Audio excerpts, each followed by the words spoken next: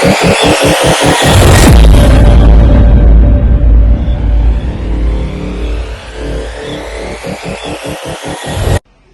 Tampolyo, maganda to.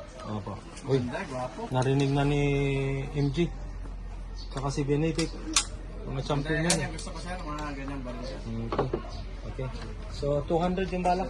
So, 200, ayun. okay. Good. $10,000 yan. Alright. So, briefing ka? Oh, Okay. Guys, makinig. Pati ako, nakikinig. King, kasi makinig tayo. ganito yan.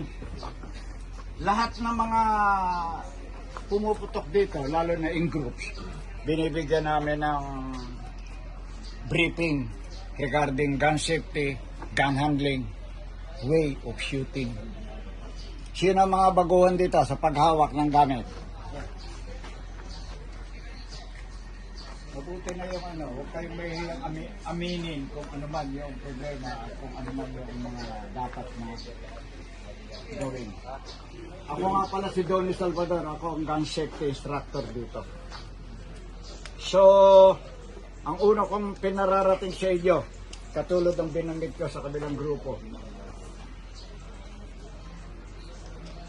lagi namin pinapaalala yung tinatawag nating 4 rules of gun safety.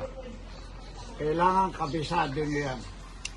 During your term, tour of duty, kailangan nasa isip nyo yan. Rule number 1, consider every gun as loaded. Huwag nyo akalain na puro wala yan, palakas loob. Yung iba naman, napapasobra, yumayabang.